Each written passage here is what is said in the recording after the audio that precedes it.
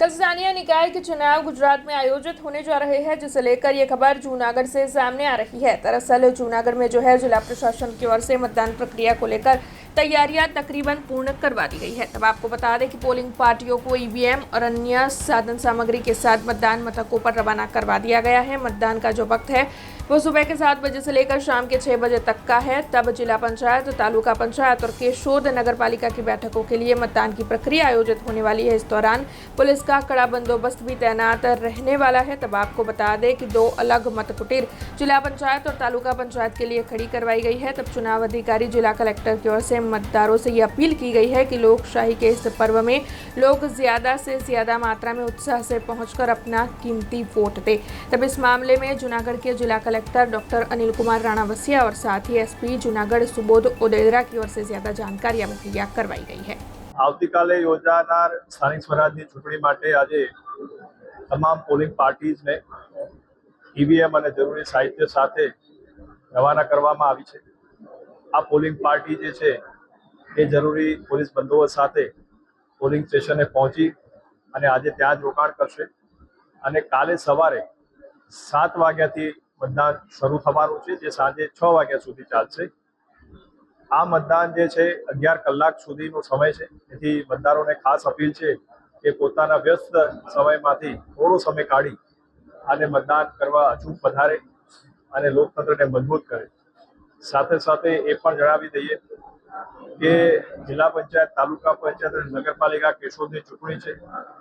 નગરપાલિકામાં વધુમાં વધુ 4 ઉમેદવારોને આપણે સિલેક્ટ કરવાના હોય છે, તો જે પણ મતદારો આવે એ 4 જે ઉમેદવારો એમને સિલેક્ટ કરી અને રજીસ્ટરનું બટન ખાસ દબાવે અને જિલ્લા પંચાયત, તાલુકા પંચાયતની જે ચૂંટણી હશે એમાં જ્યારે એ લોકો મતદાન મથકમાં જશે ત્યારે 2 મત કુટીર હશે, એક જિલ્લા પંચાયત માટેની, એક તાલુકા પંચાયત માટેની। તો વારાફરતી બંને મત કુટીરમાં જઈ અને પોતાનો મત છે અચૂક નોંધાવે અને લોકતંત્રને મજબૂત કરે એવી મારી ખાસ અપીલ છે। આવતીકાલે તારીખ 24/4ના રોજ જુનાગઢ જિલ્લાની અલગ અલગ 30 જેટલી જિલ્લા પંચાયત, 158 જેટલી તાલુકા પંચાયત અને કેશોદ નગરપાલિકાના 9 વોર્ડની 36 બેઠકો પૈકી 36 બેઠકોમાં આવતીકાલે મતદાન થવા જઈ રહ્યું છે। જ્યારથી આ ચૂંટણી સંબંધે આચારસંહિતા અમલમાં આવી ત્યારથી ચૂંટણી સંબંધે જુનાગઢ જિલ્લા પોલીસ દ્વારા અલગ અલગ કામગીરી કરવામાં આવી છે, જે કામગીરીથી આપને અગાઉ પણ વાકેફ કરવામાં આવેલા છે। અત્યાર સુધીની કામગીરીમાં જે જમા લેવા પાત્ર લાયસન્સ ધારકોના હથિયાર હતા એ હથિયાર જમા લેવામાં આવેલા છે। 545 જેટલા વોરંટની બજાવણી, 3700 જેટલા કિસ્સાઓ ઉપર અલગ અલગ હેડ હેઠળ અટકાયતી પગલાં લેવામાં આવેલા છે। અલગ અલગ 13 ચેકપોસ્ટ બનાવેલી, જેની ઉપર રોજબરોજ 24/7 વાહન ચેકિંગની કામગીરી જે ચાલુ છે। તો વાહન ચેકિંગની કામગીરી કરવામાં આવેલી છે। હથિયાર ધારાના તેમજ અન્ય જે કંઈ કેસ છે એ કેસ કરવામાં આવેલા છે।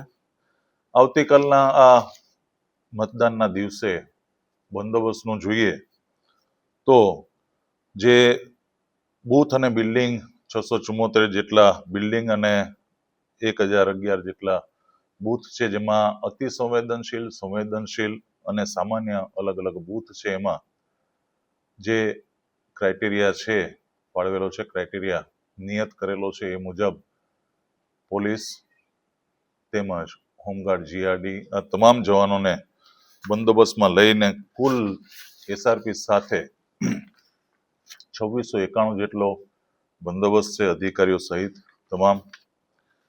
સાથે સાથે 67 જેટલી સેક્ટર મોબાઈલ છે કે જે મતદાનના જે બૂથ છે એ બધા બૂથને આવરી લઈ અને 67 જેટલા સેક્ટર પોલીસ મોબાઈલના રૂટ છે જે સતત પેટ્રોલિંગમાં રહેશે। સાથે સાથે 142 જેટલી સેક્ટર મેજિસ્ટ્રેટ મોબાઈલ પણ છે, જે સેક્ટર મોબાઈલ અને મેજિસ્ટ્રેટ મોબાઈલ પણ એકબીજા સાથે સંકલનમાં રહી અને ચૂંટણીની પ્રક્રિયા શાંતિપૂર્વક વાતાવરણમાં યોજાય એ રીતના એક આખું આયોજન કરવામાં આવેલું છે। हमसे जुड़े रहने के लिए हमारे YouTube चैनल को सब्सक्राइब करें और नई वीडियो की नोटिफिकेशन के लिए बेल आइकॉन को दबाएं।